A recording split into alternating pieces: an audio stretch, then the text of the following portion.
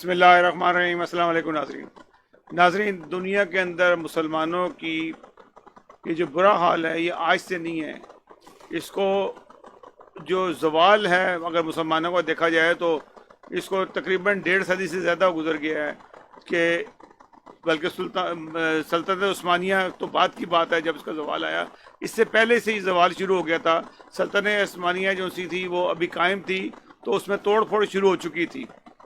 وہ جو سلطنت عثمانیہ کا پہلا دور تھا اس میں ویسے تو 27 اس میں سلطان آئے، لیکن جب تقریباً یعنی کہ 20 سلطانوں کے بعد سے وہ اس کا جو ایک معیار تھا وہ قائم نہ رہا۔ وہ بادشاہت ایسی ہو گئی جس طرح سے مغلیہ بادشاہتیں تھیں یا اس قسم کی بادشاہتوں کا ایک وجود تھا۔ تو ان تمام چیزوں کی وجہ سے زوال مسلمانوں کا مقدر بن گیا، اور پھر اندر کی غداریاں جو سی تھیں، اگر آپ مغلیہ دور کو بھی دیکھتے ہیں تو اندر کی غداریوں نے ہی جو سا تھا مغلوں کو تباہ کیا، مسلمان برباد ہوئے، مسلمان بادشاہ عیاشیوں میں پڑ چکے تھے۔ تو یہی وجوہات تھیں، اور آج آہستہ آہستہ ان حالات کے اندر ہیں۔ اللہ تعالیٰ نے مسلمانوں پہ بہت سے فضل کیے۔ حضور صلی اللہ علیہ وسلم کے طفیل عربوں کو تیل کی دولت سے مالا مال کر دیا۔ وہ تیل کے تو انہوں نے نکالا بھی اور اپنے پہ لگایا بھی، لیکن وہ حقوق العباد ادا کرنے بھول گئے۔ انہوں نے صرف سونے کی، میں نے پہلے ہی پروگرام کرتا کہ سونے کی چیزیں بنائیں، بظاہر انہوں نے اسلامی قوانین بنائے۔ اسلامی قانون کا مطلب یہ ہے کہ کسی غریب آدمی نے کوئی چوری کر لیا تو اس کا ہاتھ کاٹ دیا، کسی نے کوئی غلط کام کر دیا تو اس کی گردن اڑا دی، لیکن جو حقوق دینے والے قوانین تھے وہ انہوں نے کچھ نہیں کیے، اور ایک ظلم کا بازار رہا۔ میں نے خود ان عرب ملکوں میں دیکھا ہے، ان کے گھروں کے اندر عیاشی کے اڈے بنے ہوتے ہیں اور سب کچھ ہے۔ آج تو وہ بازار اوپن ہو گئے ہیں۔ پاکستان کی حالات بھی وہی ہیں کہ جو بھی ظلم کا قانون بناتے ہیں وہ اس کو یہ اسلام کا نام دے دیتے ہیں، حالانکہ اسلام میں ایسا کوئی ظلم کا قوانین نہیں، جس کی وجہ سے دنیا میں بدنامی ہوتی ہے۔ ہم لوگ جو ان سے ہیں ایک اس چیز کا شکار ہو گئے ہیں کہ ہمارا مذاق اڑانے کے لیے اب تو سربراہ مملکت بھی، جیسے کہ فرانس کے صدر نے بھی کہہ دیا کہ یہ اسلام جو ہے انتشار کا مذہب ہے، اور انہوں نے جس طرح سے وہ کارٹون بنا کے لگائے، یہ ہماری اپنی کمزوریاں تھیں جس کی وجہ سے ہوئے، ہمارے نمونے اس قسم کے تھے۔ آج ابو ظہبی میں جو انہوں نے قوانین میں ترمیم کر دی ہے، سعودی عرب میں بھی ہو جائے گی، جدہ میں تو آلریڈی ہو چکی ہے، اور پاکستان کی حالات بھی یہی ہیں کہ اب نظر آ رہے ہیں جس طریقے سے اس وقت۔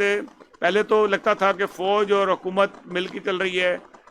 آج کے جو واقعات ہو رہے ہیں، یعنی کل جو ہوا واقعہ جو چیف کا اور عمران خان کے اندر درمیان میں کافی وہ وقفہ پڑ گیا ہے، اور دونوں کی آپس کی انڈرسٹینڈنگ وہ نہیں رہی جو شروع دنوں میں تھی، کیونکہ عمران خان صاحب کو جو سمجھانے والے ان کے ساتھ لوگ ہیں وہ پیپلز پارٹی سے آئے ہوئے لوگ لگتے ہیں، یا کیو لیگ سے آئے ہوئے ہیں، یا MQM سے لوگ ہیں، جن کے تانے بانے اپنی پرانی پارٹیوں سے، اپنے اتحادیوں سے بنے ہوئے ہیں۔ اگر آپ اس کا ہی کیس لے لیتے ہیں کیپٹن صفدر کا، اس کے اندر بھی سارا کا سارا فراڈ ہوا۔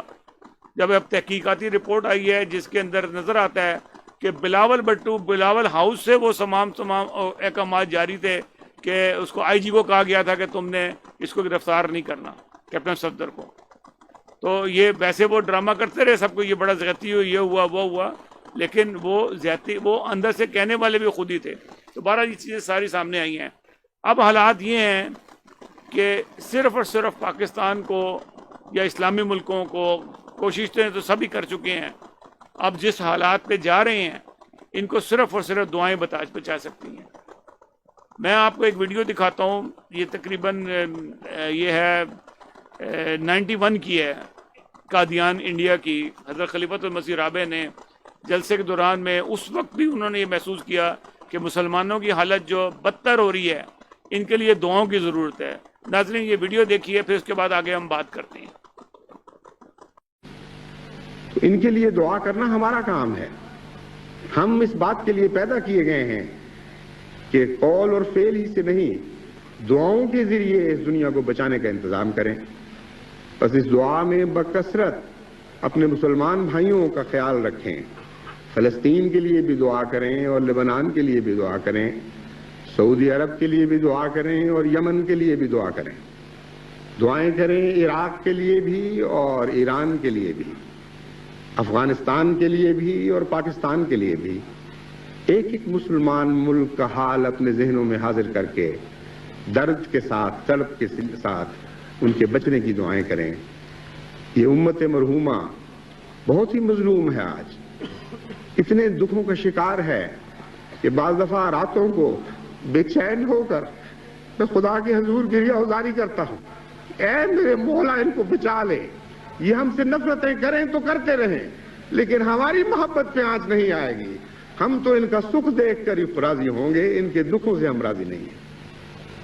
ان دعاؤں میں میرے شریک ہوں، آج بھی شریک ہوں، کل بھی شریک ہوں، صبح بھی شریک ہوں اور رات کو بھی شریک ہوں۔ عرب دنیا کے دکھ تو ہمارے لیے بطور خاص تکلیف کا موجب ہیں۔ محسن اعظم ان لوگوں میں پیدا ہوا جس نے ہمیشہ کے لیے سارے زمانوں پر احسان فرمایا، ہم اس احسان کو کیسے بھول سکتے ہیں؟ آج اگر ہم روحانیت کی لذت پا رہے ہیں، آج اگر ہم خدا سے آشنا ہیں، تو عرب قوم ہی میں وہ ہمارا آقا اور محسن پیدا ہوا تھا جس کے نتیجے میں آج ہم خدا آشنا ہو گئے۔ اس احسان کو ہم کیسے بلا سکتے ہیں؟ ہمیں گہری محبت ہے اس قوم سے، ان کے دکھ ہمارے دکھ ہیں۔ امام جماعت احمدیہ نے کہا کہ ان کے دکھ میں ہمارے دکھ ہیں اور اس میں کوئی شک نہیں، اور جب احمدیوں کو چاہیے کہ زیادہ سے زیادہ دعائیں کریں امت مسلمہ کے لیے، خاص طور پہ کہ جس حالات میں وہ جا رہے ہیں ان کا کوئی لیڈر نہیں ہے، اور جن کو یہ لیڈر سمجھتے تھے وہ کہتے ہیں کہ جا کے دشمنوں سے مل کے جن کے خلاف جنہوں نے سارا آپ کو آگ لگائی تھی وہ جا کے ان سے مل گئے ہیں۔ تو یہ ساری تکلیف باتیں ہیں۔ اس وقت جو وقت ہے وہ صرف دعاؤں کا ہے کہ اللہ تعالیٰ کرے کہ مسلمانوں کو اللہ محفوظ رکھے، لیکن یہ ایک آگ سے کھیل رہے ہیں اور ہر طرف سے جا رہے ہیں، اور تیسری جنگ عظیم کا خطرہ جو ہے آپ کے سر پہ منڈلانے لگا ہے، اور حالات بدستور خراب ہو جائیں گے۔ جن حالات کے اندر اس وقت جا رہے ہیں، یہ نہ سمجھیں کہ ابو دھابی جو ہے بہت خوشحال ہوگا۔ ابو دھابی کو امریکہ نے اپنا مال بیچنے کے لیے $28 بلین کا مال بیچ دیا، لے کے طیارے بھیجے۔ انہوں نے ان سے پوچھا کہ تم نے یہ کہاں پہ استعمال کرنی ہے، تم نے یہ اسلحہ استعمال کس کے لیے کرنا ہے؟ مسلمانوں کو مارنے کے لیے؟ اسرائیل سے تو آپ کی دوستی ہو گئی، کرسچن سے آپ کی دوستی ہے، یہودیوں سے آپ کی دوستی ہے، اس کا مطلب ہے آپ نے مارنا ہے ایران کو یا پاکستان کو، یہ چھوٹے مسلمان ممالک کو مارنا ہے، تو یہ اسلحہ آپ نے کیوں خریدا؟